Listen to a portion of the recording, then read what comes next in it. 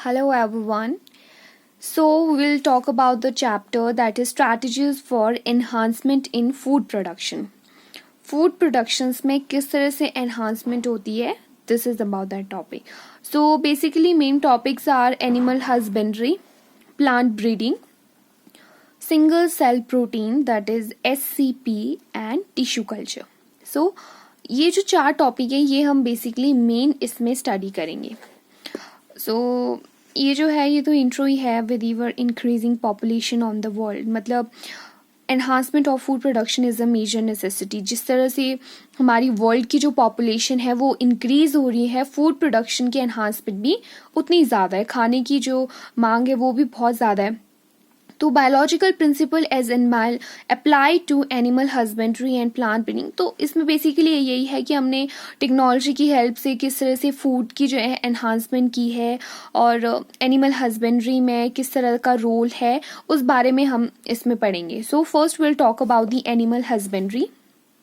Animal husbandry Animal husbandry is the agriculture practice for the breeding and raising livestock. So मैंने आपको basically यहाँ पर जो है highlights भी किए हुए हैं कुछ points, so you can go through that. Animal husbandry is the agriculture practice of breeding and raising livestock. तो animal husbandry में क्या होता है? Agriculture practice होती हैं, breedings होती हैं and raising livestock. बहुत सारी जो एनिमल हस्बेंड्री आपने देखी होगी. As such it is a vital skill for farmers and is as much science as it is art. Animal husbandry deals with the care and breeding of livestock like buffaloes, cows, pigs, horse, cattle, sheep, camels, goats. तो animal husbandry basically deal करता है caring और breeding of livestock. जैसे buffalo है, काव है, pig है, इन सब की क्या होती है? केयर होती है और ब्रीडिंग्स होती हैं. डिफरेंट जो है अच्छे ब्रीडिंग्स होती है, उनसे हमें बहुत ही अच्छे तरह के रिजल्ट्स मिलते हैं that are useful to humans.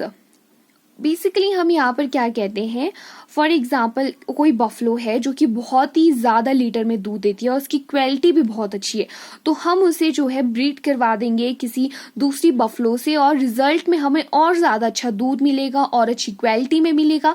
तो यही है इसमें एनिमल हस्बेंड्री में. तो हम ऐसे ही करते हैं, केयर करते हैं और अच्छी जो है ब्रीडिंग्स करवाते हैं.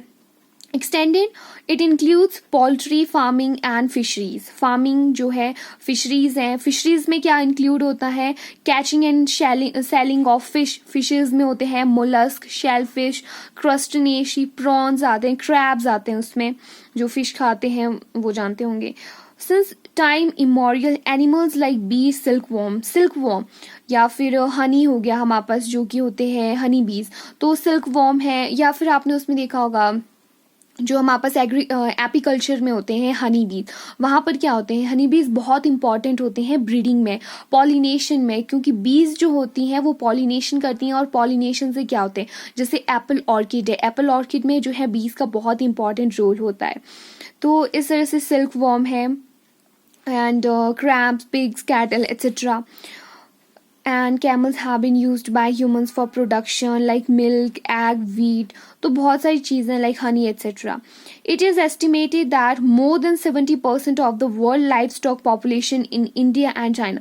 तो basically जो ये animal husbandry है या फिर बहुत सारी जो खाने की पदार्थ, वो खाने के जो पदार्थ होते हैं, जो चीज़ें होती हैं, वो उसका जो सबसे पहला जो स्टॉक है वो मेजरली चाइना से आता है और दूसरा इंडिया से आता है.